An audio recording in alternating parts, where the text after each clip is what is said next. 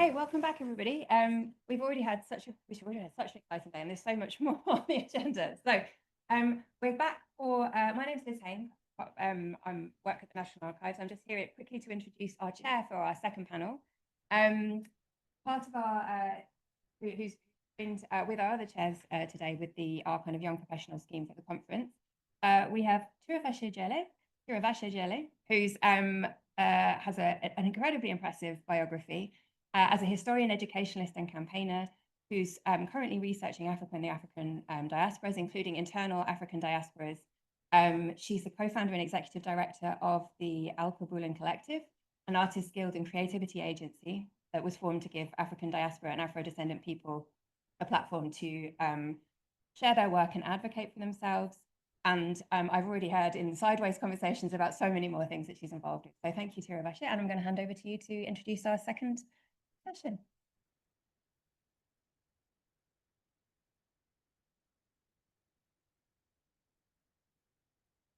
Good afternoon, everybody. How are we all feeling? After lunch, I know the energy goes down. So I'm here to wake you up a little bit. So I'm saying good afternoon because, yeah, like was said earlier by Dr. Bushle, where we come from, when you greet somebody, if we say Sawubona, if we say Makadi, if we say Moroi, if we say Mulibwanji, you reply. So good afternoon, everyone. Thank you. So for our first presentation, before we have a little panel discussion here, we are looking at engaging generations in African archival preservation and access. And we will have with us today, presenting on behalf of Elizabeth Roby and Julie Stevens, who are in the USA and Australia respectively. We will have Gareth Bish, and Gareth is one of the older generation who is a young person. He is forever young and has said that that's a perfect introduction for him, and he is with Coherent Digital. So please, can we have a round of applause for Gareth?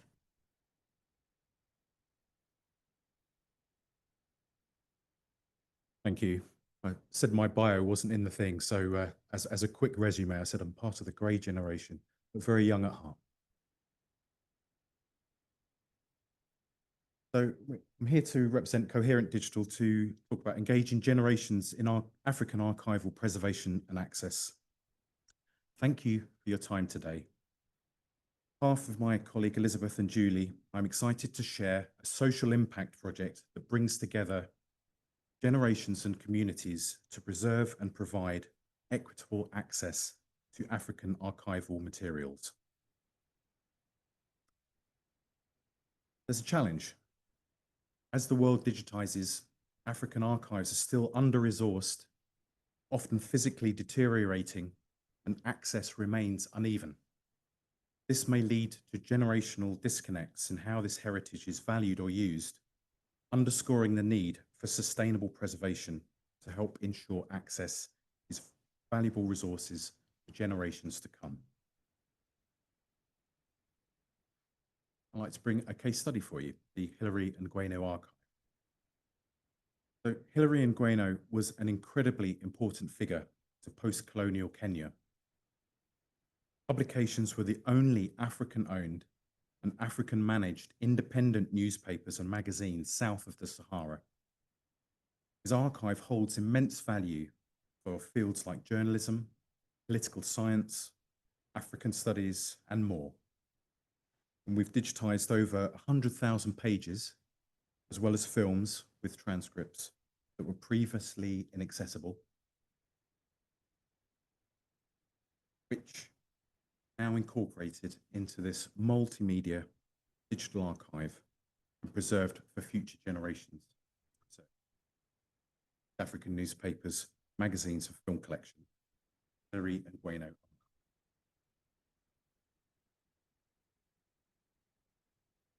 So, how did it all begin? Well, it all started with a conversation at a conference, much like this one. One of our editors, in fact, the co-founder of Coherent, met Bettina Ngweno at the African Studies Association conference. From there, we met with her sister and mother, came to an agreement to work together. Amazing family.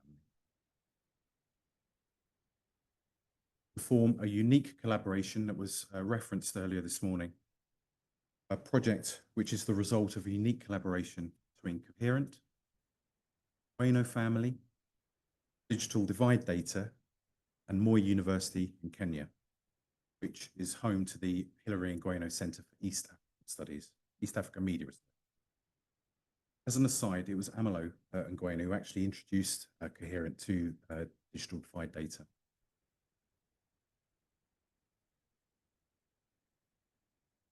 So established in 2001, Digital Divide Data pioneered the impact sourcing model a couple of decades ago, offering employment to people from underserved communities, thereby providing them a path to education, from education to economic self-sufficiency. DDD's impact sourcing model trains and employs young people from low-income communities. It's more than a job. It's really building professional skills and local stewardship of heritage. These are pictures from the actual digitization process for the digital archive. Pleased to know they're complying with health and safety. Sunglasses, as the light is very strong. I have to say they look very fulfilled and enjoying what they're doing. Fantastic. Really is fantastic. I mean, DDD have a structured program really helping education and employment in the region.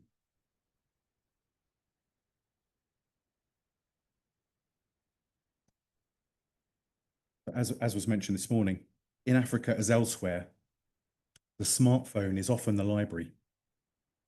That's why our materials are mobile friendly to meet young people where they are and to help make research and creativity possible.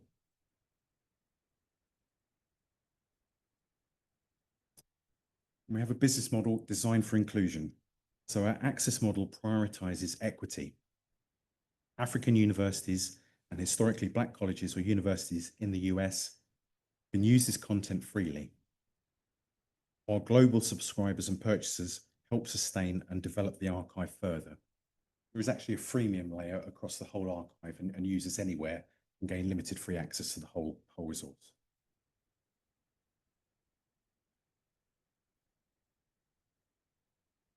But the broader implications of this is that it's a model to replicate. This isn't just one archive, it's a model. We believe that this kind of local, inclusive, sustainable project, building on trusted partnerships and collaborations in the region, can work across contexts to support research in global history and cultures. In fact, we're now using DDD on a completely separate project to look at Canadian history and culture. At this point, I'd like to note the valued contributions made by some of our other locally based partners, such as Africa Media Online for our new project,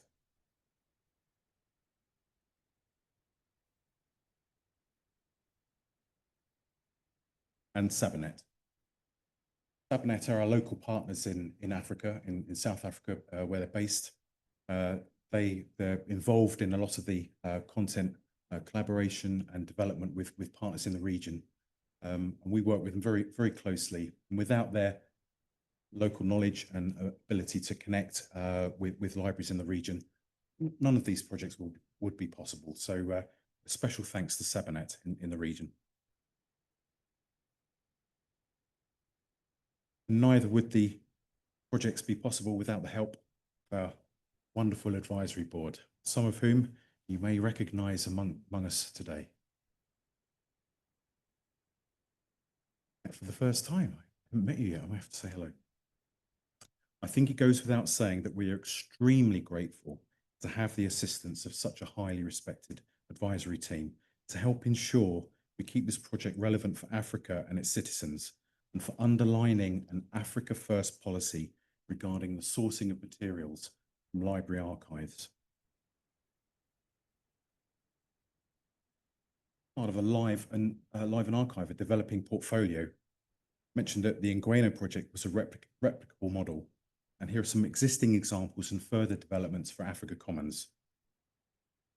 I've listed Sabanet here for reference, which is not part of our editorial team, just to indicate that they're our partners in Africa, and we're their partners outside of Africa. Already available at Africa Commons History and Culture, Southern African films and documentaries, Black South African magazines, drum publications, West African magazines. And we're looking to a SIC module later this year on Pan-African magazines, which are further editions of drum locally, but also the regional editions as well. We're very open. Tell us what you'd like to see. Things are out there that we could be doing together. Probably gathered that we like working in partnerships and collaborations. So any ideas will be gratefully received. So to wrap things up, I'd like to leave you with the short film featuring Bettina and Gueno on the legacy of her father, which is inspiring and conveys the story a lot better than I can. In the meantime, thank you all for your kind attention and support, and I look forward to chatting with you after the session.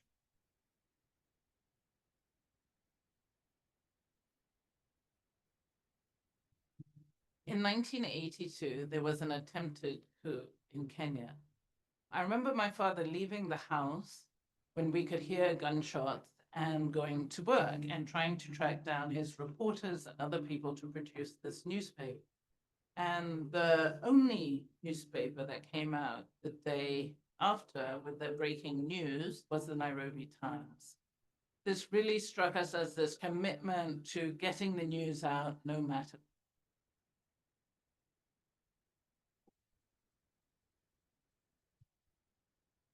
My name is Bettina Ngweno. I'm an associate professor at the University of California, Davis, in African American and African Studies. And Hilary Ngweno is my father. Hilary Ngweno was a journalist, publisher, social commentator, and a public figure in Kenya for about 50 years. And he started a number of magazines, newspapers, and television programs.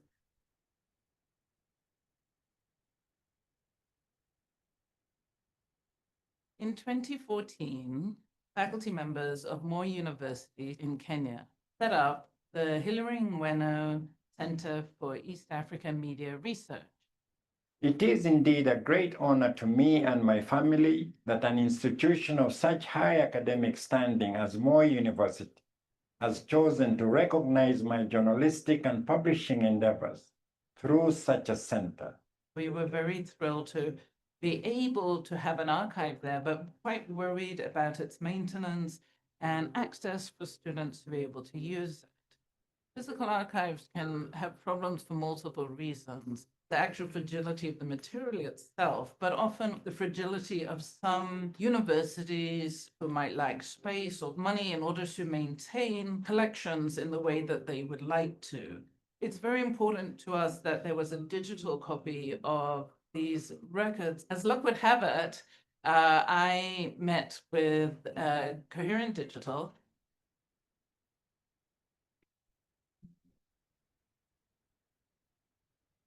The Hilary Ngweno Archive is a digital collection of magazines, newspapers, and films published and edited by my father, Hilary Ngweno.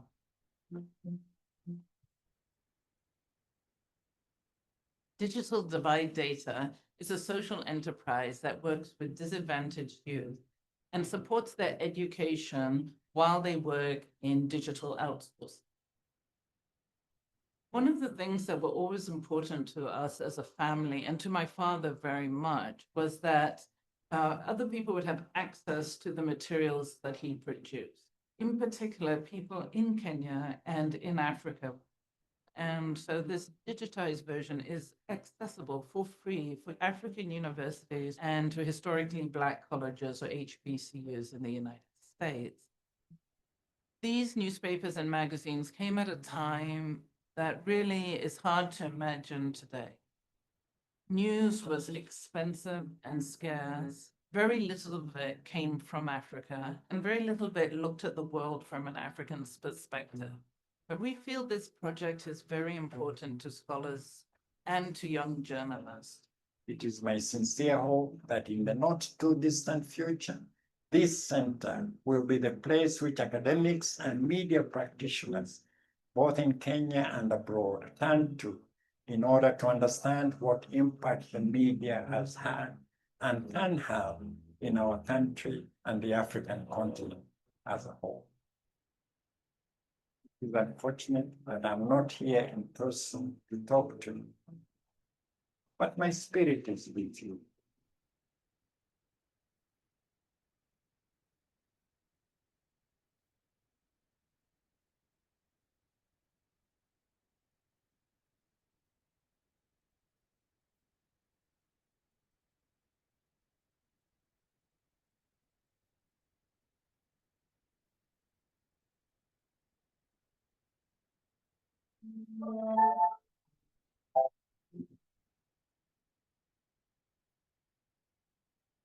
Thank you so much, Gareth and Coherent Digital, for that presentation. It was remarkable.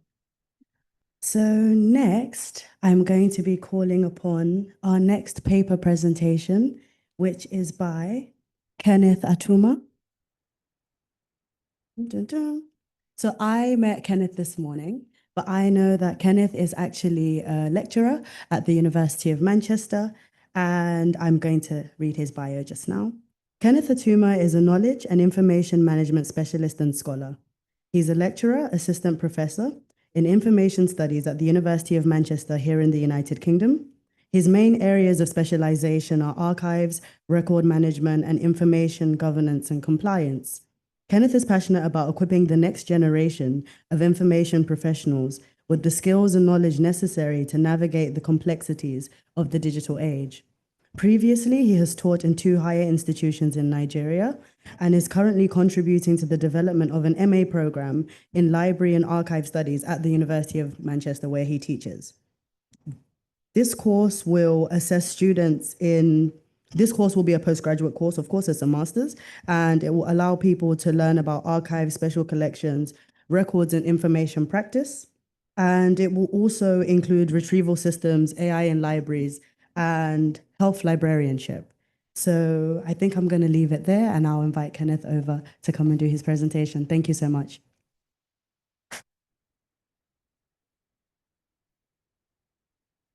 Thank you for introducing me to the audience. Hello, everyone, and good afternoon. I'm happy to be here today to make a presentation at SCOLMA Conference 2025. I want to sincerely thank the organizers for giving me the opportunity to be here to present my my work and what I do. So there we go. So my name is Kenneth Atuma. I'm originally from Nigeria. I'm from the east of the Niger. I'm from the Igbo tribe of Nigeria as well, which is the eastern part of the country. So I speak my local language, I speak English as well. My research focuses on records keeping and accountability. I also do research around AI and information governance and compliance as well. As you have seen the topic, oral tradition to digital preservation, transforming African knowledge system for the future generation. When I came across the theme of the conference, I had something in mind. I was like, this is really something that I can contribute towards. I began drafting the paper on this topic. The reason why I focused on this is because as a young African, I'm just 31 years old, and I feel that sense of diminishing in terms of cultural transitioning, and it's something we need to take serious and talk about. So the area of coverage would be, we're going to focus on how digital transformation is helping to preserve and conserve oral tradition of African people and the knowledge system. We're also going to talk about the intergenerational collaboration between elders and the youth in documenting oral history.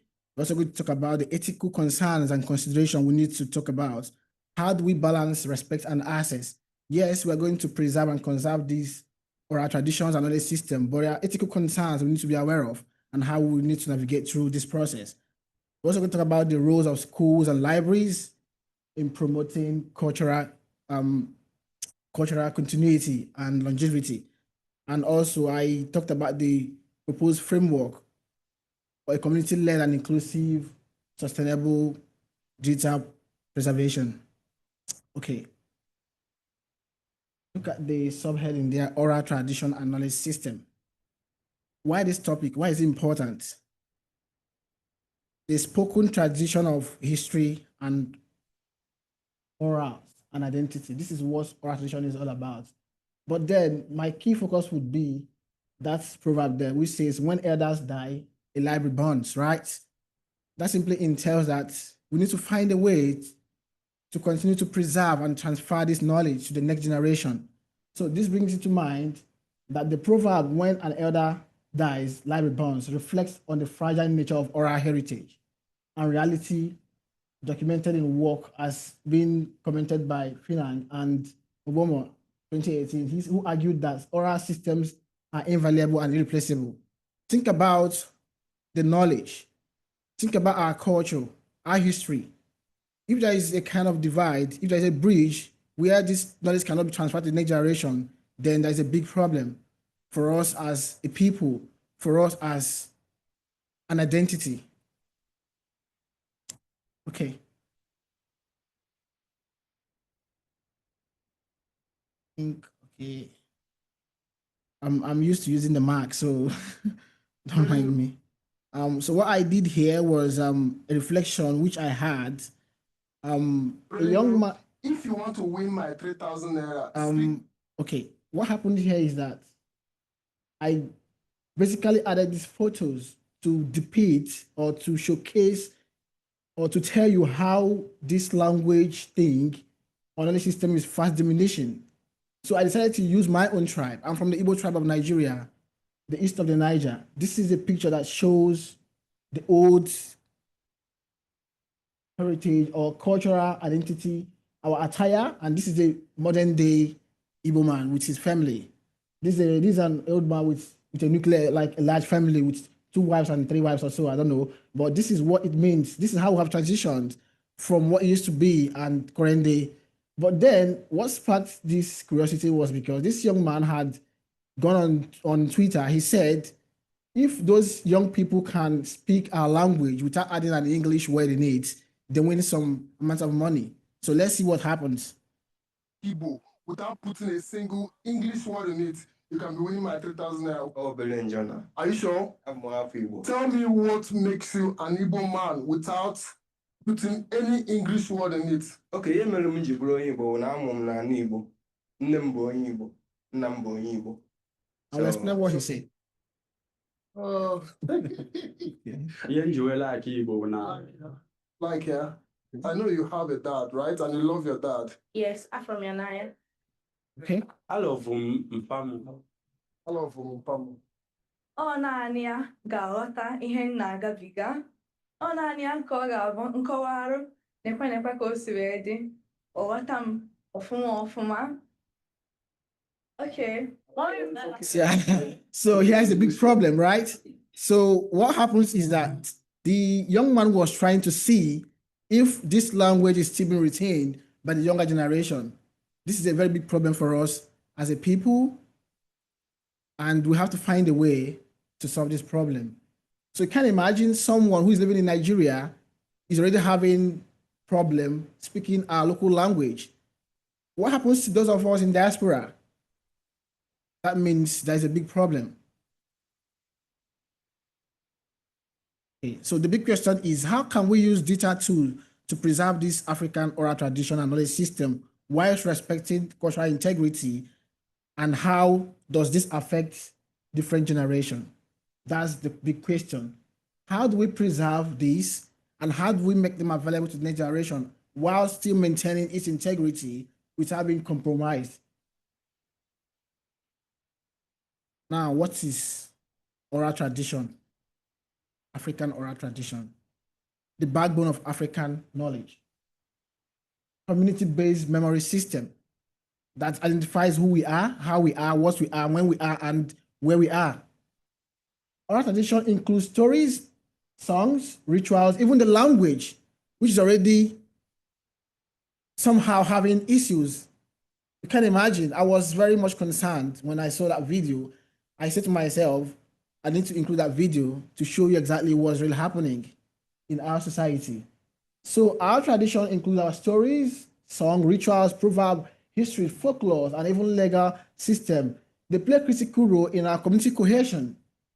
education, spiritual lives, and governance. So oral tradition is not homogeneous, but it is a rich diversity across language, ethnic groups, and regions. So African tradition proverbs like this whole thing I just mentioned is what defines us. How do we preserve them? How do we conserve them? How do we transfer it to the next generation for continuity and for longevity? Here are the big threats, okay? We are facing a big threat for the fact that those young people can't speak that language. They were born in Nigeria, they live in Nigeria, not just living in Nigeria, they live in the east of the Niger, where this language are being spoken and they are finding it difficult, which means the English language has done more harm to us as a people. Well, that's by the way. So why we risk losing our stories? Aging elders, possibly they're not doing the job, right? Should we say they're not really transferring this knowledge to the young people? Should we attribute that to urbanization? People moving to other cities like Lagos, Port Harcourt, that have got different tribe and possibly more of westernization. How about language extinction? Does that mean we use English to teach every course in schools without paying more attention to our own heritage and culture? Think of lack of formal record system. Could that be a big problem as well? Yes, they are. Why digitization now? Why should we do those things now? Why should we take a bold step now? Think about growing mobile access. We've got internet everywhere. We need to do something. We need to find a way. Think about a robust framework that will enable us to preserve these cultures and make them available possibly in any way accessible to people, not just within the local community, those in diaspora, those in other cities that doesn't speak our languages. We have people migrate, do mobility to big cities. Once they move there, that is where the big problem comes in. You will see someone in the city, he tells you, I'm from Igbo, but my mother, I can't speak Igbo language. My mother said, I'm from Igbo. Your mother said. So you are not proud to say, I am from Igbo because you can't speak that language. So that's the big problem. Think about community interest and cultural exports.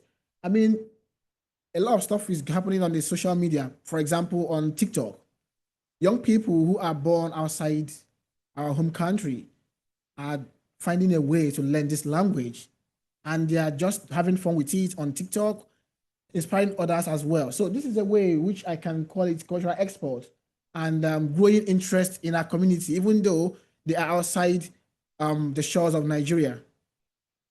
So these traditions are under threat due to language extinction, aging knowledge, and weak institutional recording system, according to UNESCO report in 2022. Generational gap bridge and why it matters. So I had to put this to show us what we can do. Now that the youth is archiving, youth working in.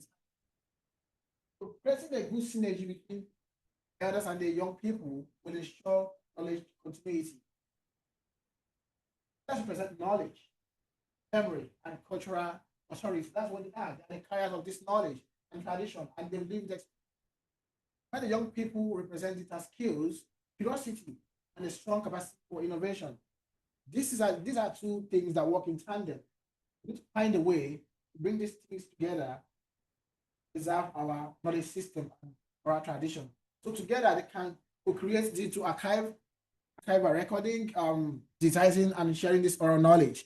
Don't you think it's feasible? I think it's achievable. This is something we need to think about. So bridging the gap means valuing elders' knowledge and empowering youth as digital archivists.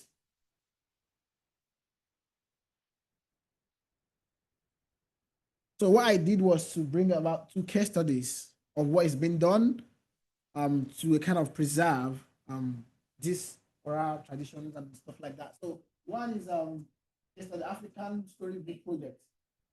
Essentially, this is a kind of a website that has transformed a lot of African oral traditional stories into a website with so many languages. So it was launched in 2014 in South Africa, and it promotes literacy through open access storybooks posted across it's posted about 3,800 titles. You can access them. So that's the web page. What I did was to put a screenshot to show exactly what it looks like. So it has translated about 7,200 African languages.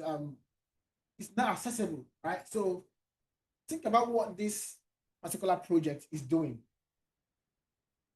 Project is doing a lot to preserve African stories in different languages which people can access. Okay? So think about the general engagement.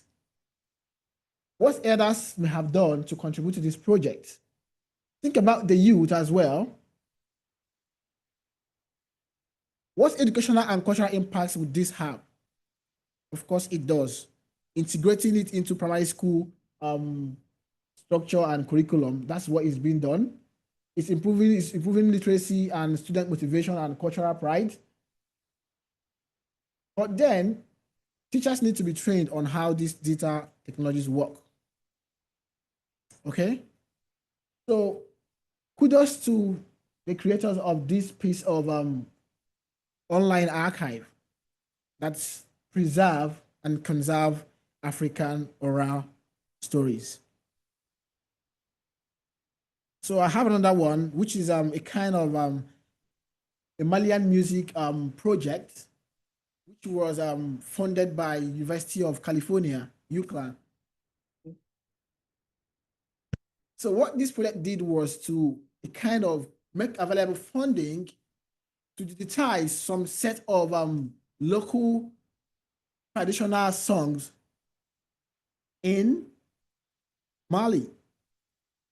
So from the information between 2012 and 2015, there was a kind of a crisis, which was almost going to make this particular piece of materials get lost. But thanks to this project, which was able to provide funding to digitize and make available these recordings for people of that particular part of Kenya. Okay, so think about the collaboration that may have happened. Of course, the local elders may have contributed to this to make it work. Also think about the generational impact of preserving these songs in their local dialects. So I had to provide these two case studies to show us exactly what is being done, what can be done more to preserve these oral traditions. Okay. Impacts on older and younger generation.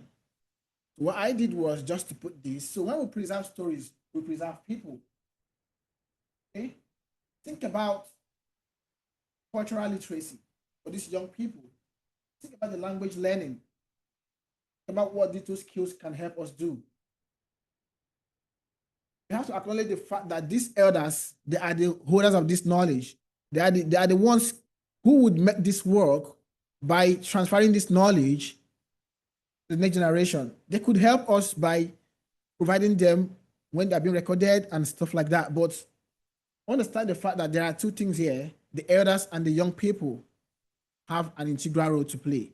So this outcome supports Obuma's assertion that digital skills and oral history projects increase youth and cultural literacy and restore elders' prestige as knowledge custodians. They are the ones who keep this knowledge. So what I did was to get an elderly person with young people. Possibly she's telling stories to the young people, and this is a way of still transferring those knowledge, those oral traditional stories and knowledge system, passing it on to the next generation. So what are the role of archives and libraries? You have a role to play as archivists, as librarians. You have a role to play. Libraries and archives can serve as gatekeepers of oral traditional and knowledge indigenous system. They provide safe storage and long-term curation of community heritage. Functions as a bridge connecting elders and youth. It is the archive, it is the library that keep these digitized collections. Think about the role you play.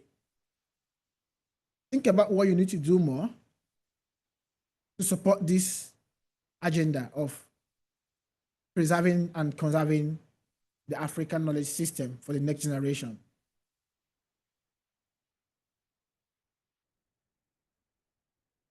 So this is where I talk about the ethical concerns. Who owns the knowledge and who controls what? Who owns the knowledge? Who has the right to share it? This is where we talk about informed consent from communities. Need to seek consent from communities who are the custodians of this culture to know the do's and don'ts even before you begin to preserve and conserve and digitize. Cultural protocols, some knowledge is sacred and some of them are secretive as well. So these are ethical concerns you need to factor in when you are talking about oral preservation and knowledge system digitization and stuff like that. Local governance of archive is also important to understand this. Cultural sensitivity. This is where the ethical concern comes in, ethical governance. Avoid exploitation. These people need to understand why, what, where, and what not of what you're doing. This is fine. This is for their own good, but they need to understand what you are doing. Some end up being exploited. Okay? It happens. Preserve with respect. That is all I'm talking about when it comes to ethical considerations. So without care, digitization can become a form of digital colonialism. So think about it.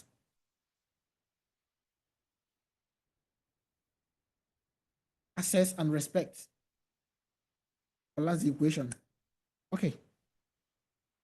Learning from the past, teaching for the future. How do we carry on this project? Think about oral tradition in curriculum, education curriculum. For example, Nigeria as a country, you can imagine some 6-7 years ago, the president of the country intentionally removed history from the national curriculum of high school and primary school. This is what I call self-sabotage and suicide, historical suicide. So when you stop a generation from knowing what has happened in the past, by default, you have gradually strangled the transfer of this knowledge to the next generation, right? But many thanks to the present administration who have given the educational ministry orders to return back the history as a compulsory core in the secondary school and primary school. This is where curriculum comes in. Story-based training. How can we do more? How can we do more? Language revival through schools, particularly the video we just watched. I mean, making a sentence and English comes in like, I mean, it doesn't make sense to me. I understand a lot is happening in the society. English is the official language for writing and communication, but at the same time, you are living in the part of the country where everyone speaks this language. So how come this is happening? What do we need to do to help this process? Of course, we can use the technology. Now, let's talk about the strategic framework for a sustainable inclusive model. When I talked about community ownership, we need to co-create the elders and the young people. The elders and the young people need to work hand in hand. Think about the ethical governance.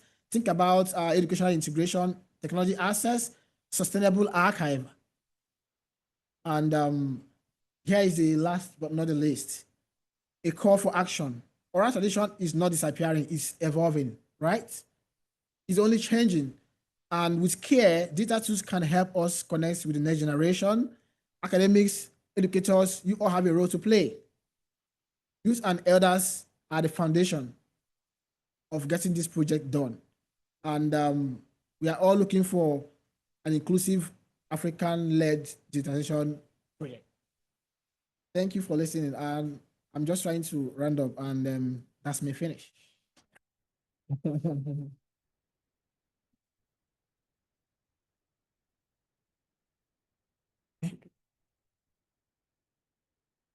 Thank you so much, Kenneth. And now we're on to our last paper for this particular panel, paper 3. Last but definitely not least. And just before I give the biographies of these two people, I would like to ask, how do we archive a feeling? An experience or an intangible thing? When it comes to things that are intangible, how do we curate, collect, archive, store? Can we put feelings in a library? That's what I would like us to think about. All the beautiful people are gone, here, speaking, silent, forgotten, remembered. We have with us Misha Maseka, who is a filmmaker and writer and musician based in London. Founding her production company, Village Girls, in 2021, brought 2 Berlin Short Film Festival awards for her debut short, Not That Deep. Born in Eswatini to Zambian parents, growing up in South Africa, Australia, and Canada, points to her malleability of culture and format in storytelling. Starting her career in opera and theatre, Misha spent a decade performing across Canada, the US, and Germany. Her work includes collaborations with CBC, Calgary Philharmonic Orchestra, Humanology, Dance West Canada, Tell Us Story Hive, Theatre Calgary, Square One Media, Lyric Studio Weimar, Arts Commons, and Area Collective. She's currently completing her master's in digital direction at the Royal College of Art. And we also have with us today Sana Ginwalla, all the way from Zambia, Lusaka. Sana Ginwalla is an Indian Zambian archivist, curator, and lecturer based in Lusaka. She is the founder of the Everyday Lusaka Gallery and Zambian Belonging Counter Archives. Sana has worked with the Lusaka National Museum, Modzi Arts Gallery, Zamrock Museum, Lechwe Trust Gallery, and Alliance Française de Lusaka, working with internationally acclaimed artists such as James Barnor. She has presented her work at the Bamako Biennale and was a visiting research fellow at the University of Cambridge. Sana is the author of Zambia's first photo book of archival street photographs from Lusaka and is currently lecturing and pursuing her master's degree in creative art at the Open Window University of Zambia. Thank you. Thank you so much. Good afternoon, everyone. Thank you so much for having us and for the invitation to be here. My name is Sana Ginwalla, and I'm here with Misha Maseka to present our collaborative work, All the Beautiful People Are Gone. This is a fiction feature film directed by Misha based in 1970s Zambia, set against the backdrop of Zamrock, which Misha will discuss a bit later. While researching for this film, we found ourselves investigating what exists at the margins of archives and memory. In our paper, we share how found and crowdsourced visual archives and intergenerational conversations have informed not just the world making of this fictional film, but also our understanding of Zambia's social history. Working with film as a digital and fictional expression of the past, we consider the importance of the mobility and accessibility of the archive and how this can inform the practice of current and upcoming generations of visual artists, curators, and filmmakers in Africa. In my own work, as a custodian of a counter archive called Zambia Belonging, I seek to critically address the purpose of the archive in terms of its potential relevance to current and future generations, arguing that the colonial foundations of the archive are no longer compatible in a post-colonial world.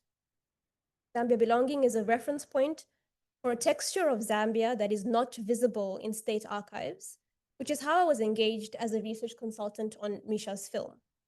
It began with Fine Art Studios, a space that I would argue to be an informal archive and monument to the Indian Zambian presence in Lusaka in the post-independence and pre-independence era. Located on Cha-Cha-Cha Road, or then Livingston Road, which was reserved for Indian traders in the central business district of Lusaka, this studio was opened by the late Mr. Villas in the 1950s and was the first in Lusaka to offer photographic services to Black clientele during the color bar. When I walked into their studio around 2018, I encountered photographs on display of people I had never seen in the National Archives of Zambia, such as the Zamrocker Paul Ngozi, who's pictured over here, or the girl band, the Mwane Sisters. This is what fine art studios looked like inside when they opened in the 1950s, 10 years before independence.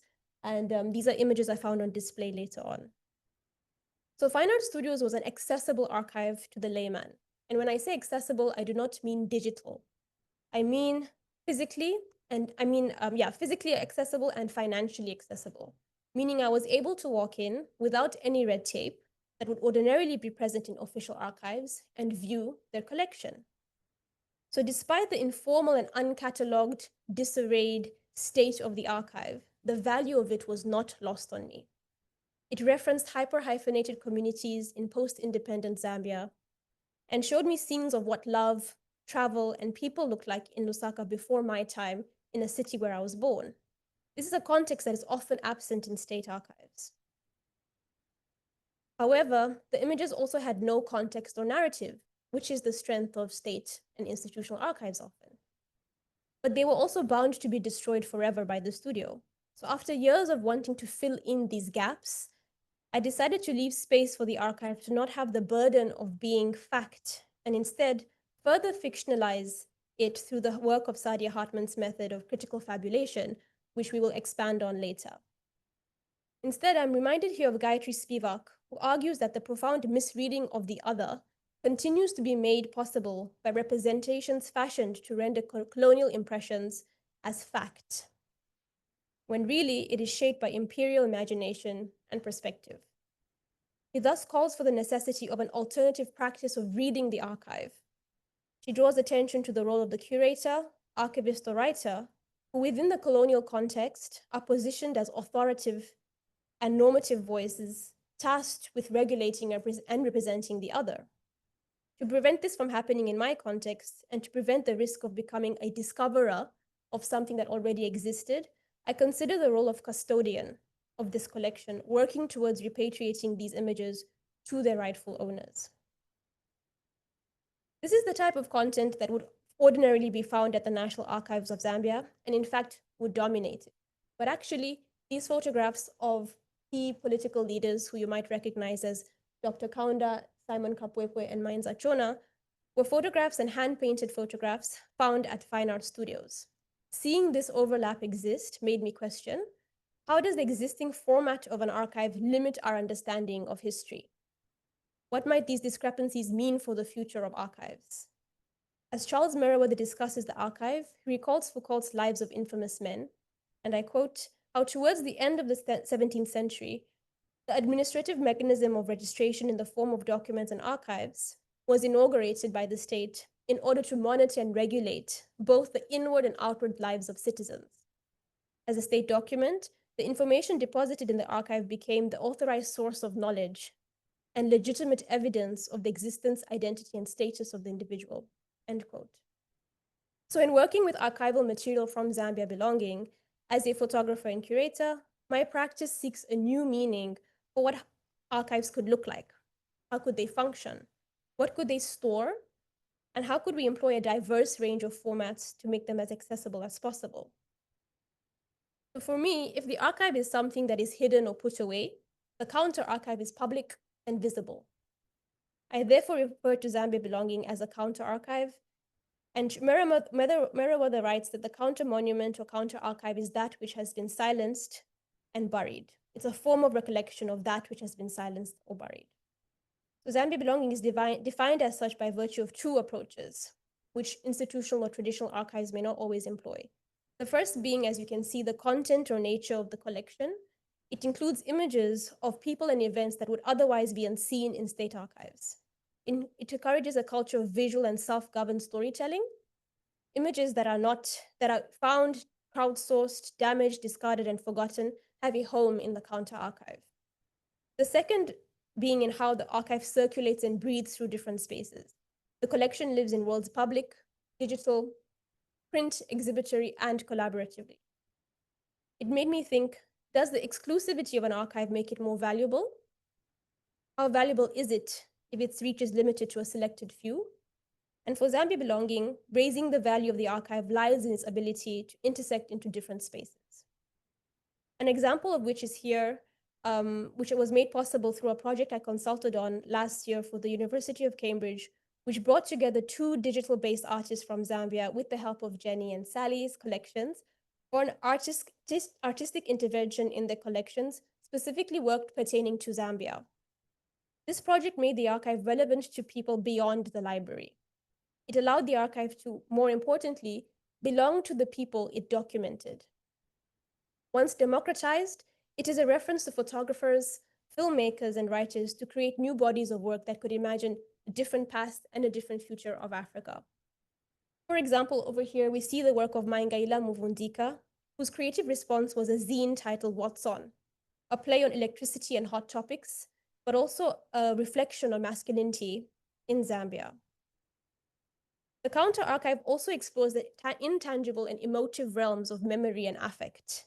In this work, which is my own, I intersect photography, memory, and the archive by redesigning book covers, inserting images from my own family archive, which spans across India, Burma, and Zambia. This is why Zambia Belonging is named as such.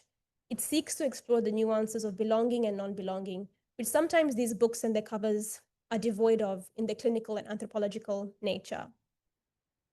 Another example is right here 2 years ago, here in the Western Library foyer, we had a collage comparison symposium where participants explored the ways in which collage, both conceptually and practically, can provide a new rhetoric for understanding comparison and archival work. We looked specifically at the archive of the anti-apartheid movement, which is held here at the Bodleian Libraries, which I think Lucy had said that she cataloged maybe 22 years ago. So that digitization was, this project was made possible because of the collection being digitized and also able to be reproduced and reinterpreted for this body of work. We created a chapbook as a result of this. And so the digitality of the archive is what allowed Misha and I to meet, actually. And we reflected on the fact that I live in Zambia, while Misha is a diaspora of Zambia. But having the collection available on social media through our repatriative function, Misha was able to reach out to us and identify that an archive like this existed. And so she slid into my DMs.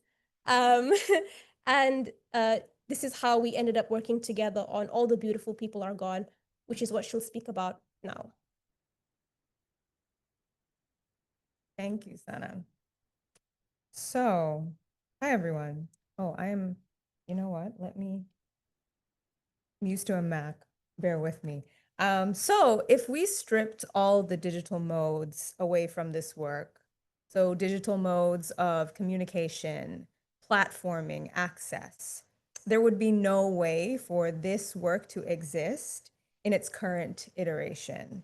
The accessibility, mobility, and visibility of an archive like Zambia Belonging not only affirmed the validity of this specific story, but gave clarity to my practice and exploration of critical fabulation with this film, All the Beautiful People Are Gone. In discovering the particular archive of Zamrock and early Zambia as a nation, mostly through digital platforms and communication, I sought the same answers as Sadia Hartman when positioning if there is a possibility, quote, to exceed or negotiate the constitutive limits of the archive, end quote. Could I, in her words, fashion a narrative which is based upon archival research by critically reading the archive to mime the figurative dimensions of history? And this is what birthed the synopsis and theme of the film, All the Beautiful People Are Gone. Consider yourselves very lucky. You're getting a sneak peek into this feature film. So this is a fiction feature film in development currently right now, based on the freedom era of Zambia. And we are asking the question, how does one come of age at the same time as their country comes of age? And we're setting this film against the backdrop of Zamrock.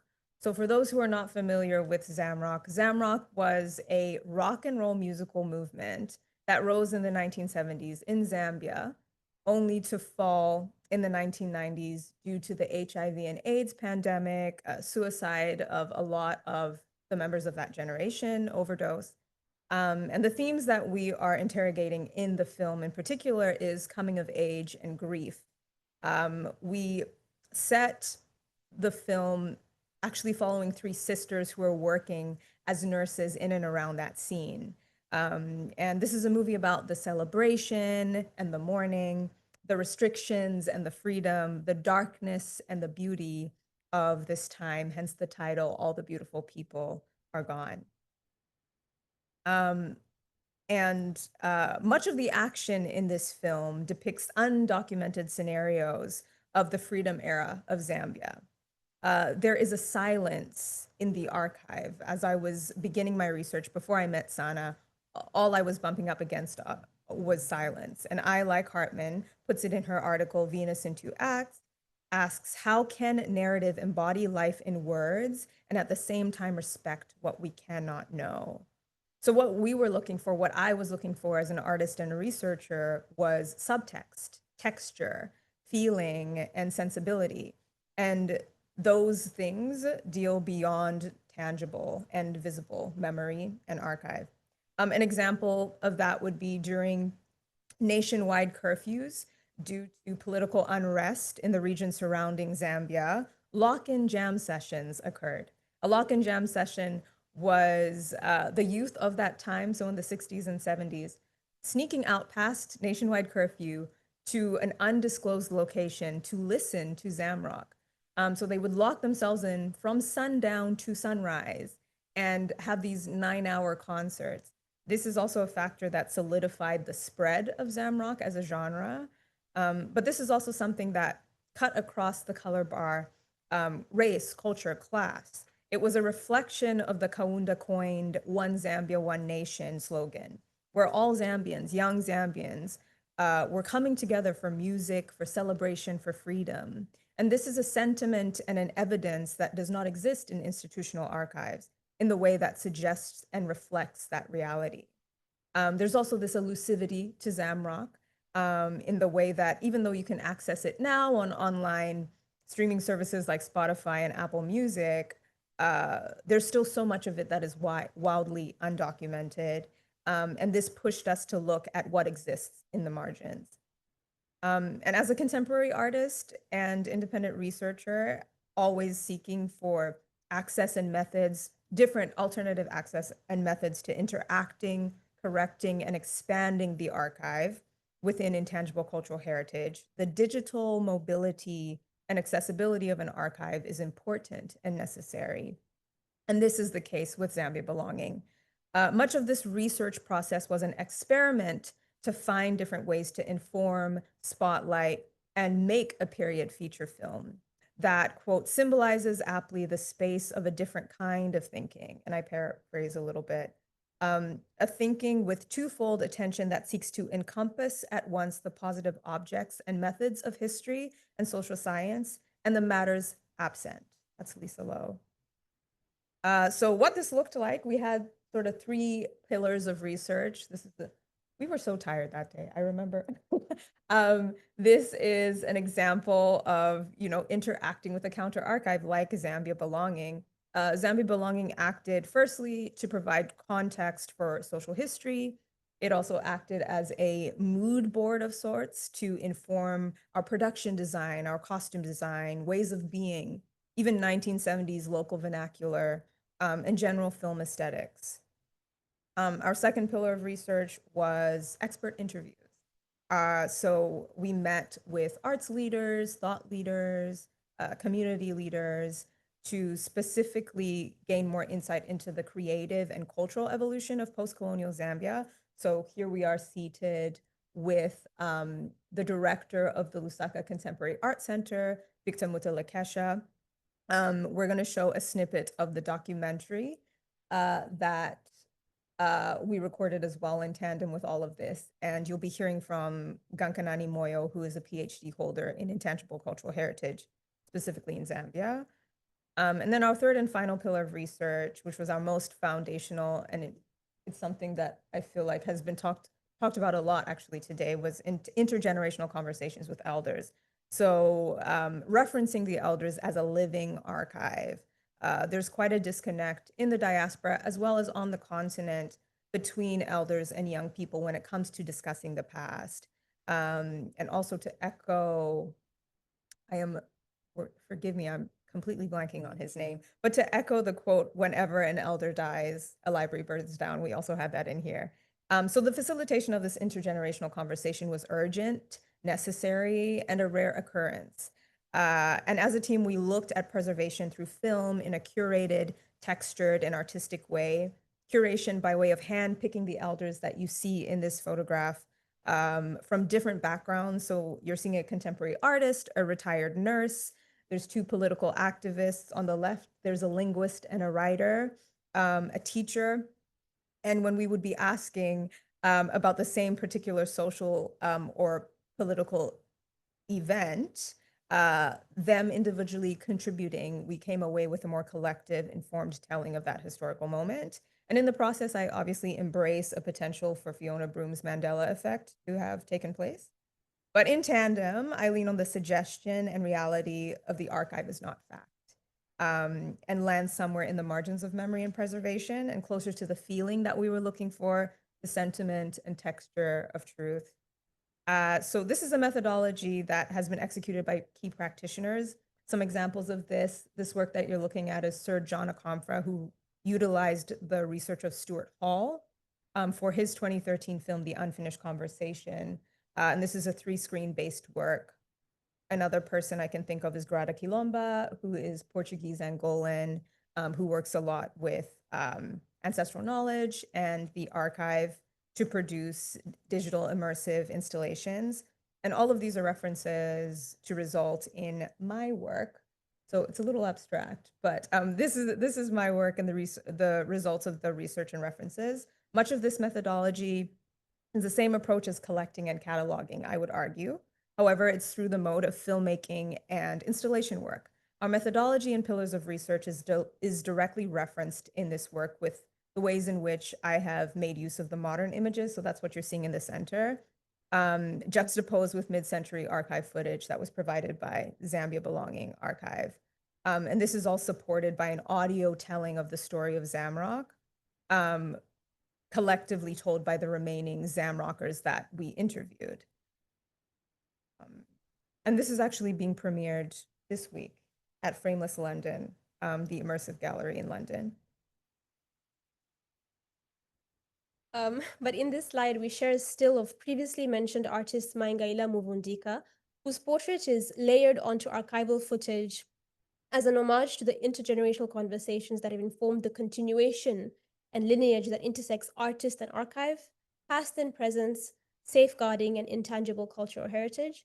And to close off, we have a 2-minute reel of the documentary under a research process to evidence how the mobility and accessibility of the archive has been expressed in digital and fictional mediums. And in doing so, Misha and I really hope to continue in positioning Zambia as a significant cultural producer on the continent and beyond.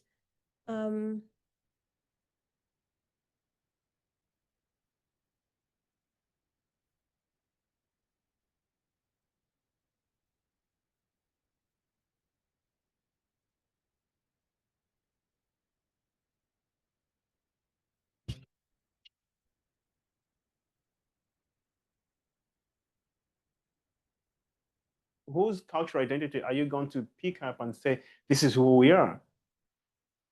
We are many.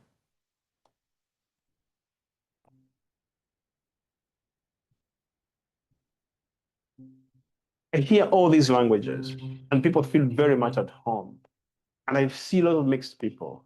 And I see people that would think, oh, this could be from whatever. And then you hear them speak German, there's something else is coming out. So that is very interesting. And that's the identity of Lusaka. And in many ways, an identity of Zambia.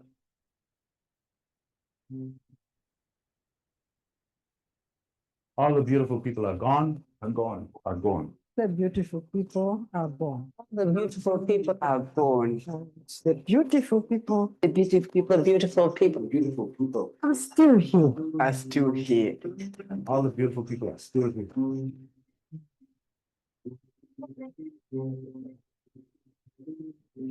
There was a time when I said Zambia doesn't exist.